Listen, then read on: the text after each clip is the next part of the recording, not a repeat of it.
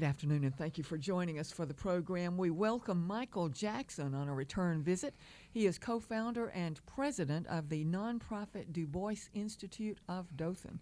Michael, always great to visit with you. It's good to be back with you, Carol. You are headed to the State Obesity Conference. Yes, I am. I work with the State Obesity Task Force and a group out of Tuscaloosa. And there is a statewide conference on obesity that will take place on June 3rd through the 4th of this year at the Bryant Hall in Tuscaloosa. So, can any of the listeners participate in this? Yes. Any professional, nurses, dietitians, teachers can come to the conference and learn the latest trend and where Alabama fares in terms of obesity and take home some solutions that they can apply to their work. You are on the board of directors of the State Obesity Task Force. You will be a presenter, a featured speaker at this conference. What are you trying to get across to those who will be listening to you? My particular area of interest and focus will be showing the group how to organize themselves and how to speak out on issues critical to obesity in their communities. So that is coming up, and the dates again? It's June 3rd and 4th in Tuscaloosa at the University of Alabama. And if anyone is interested in attending, they should contact Nova Hoda, H-O-D-O, at 205-348-3029. Michael, we just completed Scale Back Alabama, and some people may wonder why all of the excitement, why all of the need for a scale back project, a weight loss project. Give us some statistics. Well, adult obesity in Alabama, we're ranked second worst in the nation. And one of the key factors, Alabama ranks 49th in poor health outcomes as a result of tobacco use, inactivity, and poor nutrition. We are sixth highest in childhood obesity. We are second highest in hypertension. We are fourth highest in heart disease. We are seventh highest in stroke, fourth highest in the nation in diabetes, just to name a few. So the Du Bois Institute is trying to tackle some of these problems in a unique way. Absolutely. We have decided to launch a community garden in Dothan to deal with issues of access to healthy produce and fruits and vegetables in our community. We have located the garden at 602 Linden Street in Dothan, which is a low to moderate income area that doesn't have really easy access to food, period, as far as grocery stores. All of the convenience stores do not carry fruits and vegetables. And by us growing it right there in the neighborhood, they will now have a source for easy access to these life-saving products. But that's not the only aim that you have for this garden. Oh, no. We have three areas. We want to educate about nutrition. We want to encourage physical activity in and around the garden. And we also want to have an impact on the economic development in the community. In a low-income community, I look at it like a rain bucket that has a leak in it. Money goes in, but most of the money goes out, leaking in terms of when someone wants to buy something healthy, they have to leave the community. Our garden will help to fill some of those leaks, provide a source of employment, a source of education and training to a community that hasn't seen any investment in decades. I want to take a few minutes to go through how you establish a community garden so that our Montgomery listeners, our Auburn, Opelika, our Wiregrass listeners can all learn how a community can set up a garden. First of all, historically, what's the precedent? Historically, community gardens go back to World War II, and the concept was called victory gardens. because so much of the of our economic resources were going into making war machines, the government encouraged everybody that had a little plot of land to grow something. And during that time, that's when the whole idea of preserving and canning was actually discovered, because there was over 2 million gardens in America during that period, and they had extra produce. So that's when folks learned that they could can and preserve different kinds of produce and fruits and vegetables back during that period. You have put a lot of thought into the design of this garden, and you're even getting into computerized gardening, which Absolutely. may be new to people. You just completed your Master Gardener course. Yes, I did. The Master Gardeners are involved, correct? Yes, they are. Yes, they are. There are 3 of us who were involved with the Master Gardening program. One of us is already a Master Gardener, and I think I have completed all of my training at this point, and I should be a Master Gardener next month, and I'm looking forward to getting my certification at that time. So how do you design a community garden to get the maximum yield? Okay. Well, there's 2 kind of community gardens. One is the type that I'm doing, that is, as a nonprofit, I'm providing the leadership to bring this concept to fruition. The other is right at the community level, when individuals in the community actually kind of come together themselves and organize themselves and put a community garden together. In my case, what we are doing is called square foot gardening.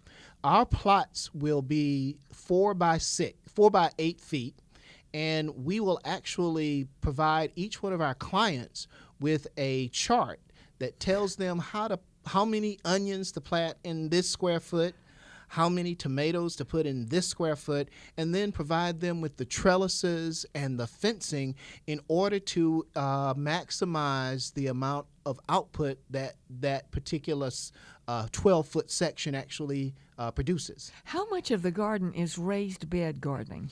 We will have 30, there will be a community section which will be plots. There will be, phase 1 calls for 33 raised beds that will be made available to our community organizations and individuals at a nominal fee.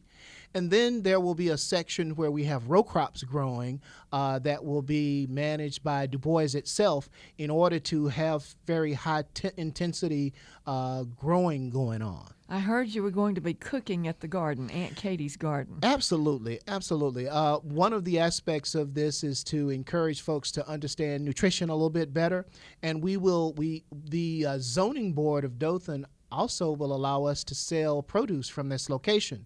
So every day that we are selling produce, our plan is to actually cook up some vegetables for folks to sample or to buy, to take home and eat nutritiously. So you say this is a low-income area. Yes. I'm thinking the other cities in our coverage area can learn from this. This is a productive way to use an area that's not being utilized. Absolutely. I mean, you'll be surprised. This is land that has been abused for decades. So every time we go to the garden, we're removing rocks and bottles and glass that has been deposited there over decades. And it will become a pocket park. It will become a place that is highly manicured landscape that is, that will look beautiful to the community, will be a real asset. So have you already established the soil, the compost, all of that? Well, it takes a little while to make compost, but we will be doing composting over time and encouraging the neighborhood to drop off their green matter, their leaves, so that we can compost more soil. But we're accessing compost, and as a donation right now, we're looking for soil and compost. You'll be surprised how expensive soil is. A yard of soil costs $31. So if I needed 100 yards of soil, that would be $3,000 to buy earth. at this point, and compost is a little bit more expensive than that. And so, of course, with this as a community project with a nonprofit organization, the Du Bois Institute, can your listeners make contributions of either items that you're needing on your wish list or? Yes, cash donations are welcomed, but but if you contact us, we will give you a donation list of everything from soil to seedlings to seeds to tools and equipment. We can use just about anything. In fact, gutters can be used for us to build a water recovery system so that we save rainwater when it comes down. Can you give us the contact information? Sure. You can reach us at our office. It's 334-836-0217, extension 206. Give that one more time. Area code 334-836-0217, extension 206. Website? Website is www.dife.us. Now, where are your seedlings right now?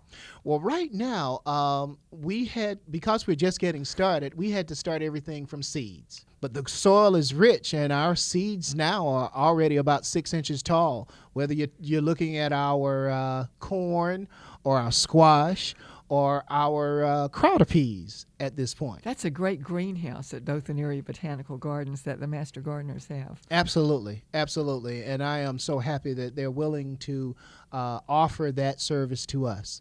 Michael, there is a lot more to Aunt Katie's community garden. For instance, why did you name it for Aunt Katie, and who is she? Aunt Katie is a 89-year-old lady, a pillar of the community, a symbol of strength and determination. She ran a daycare center in the community for 25 years, and she will turn 90 in June. She will also have a plot in the garden, so she's real excited about getting into the garden and growing her own vegetables. In fact, today, every Sunday, she's still feeding at least 10 people right out of her home with that kind of heart and dedication to the community. For a municipality to establish a community garden, I know last night you appeared before the Dothan City Council. How do you work the funding? Well, actually, we've applied for community development block grant funds. In this particular case, we didn't speak before the council, but we went before the committee for community development block grant funds. They were looking at us and trying to make a decision about giving us additional funding. We will apply for grants that deal with the area of physical activity. We will apply for grants that deal with educating folks on nutrition. And we will also go after grants, say through HUD, the federal government, that deal with self-sufficiency in low and moderate income areas, such as a public housing area needs special training in order to become more self-sufficient. And the work that we're doing ties into those areas. And actually, this is an educational outreach effort because you're educating people on the old ways of growing food. Absolutely. We will eventually do canning and preserving. We'll eventually begin to start processing our fruits and vegetables into other value-added products like jellies and jams and honey and pepper sauce that you put on your collard greens. Michael, congratulations on Aunt Katie's community garden. You're welcome. Thanks for the update. All right. And he is headed to the State Obesity Conference, and we'll find out how that went at another time. But Michael Jackson is the co-founder and president of the nonprofit Du Bois Institute in Dothan.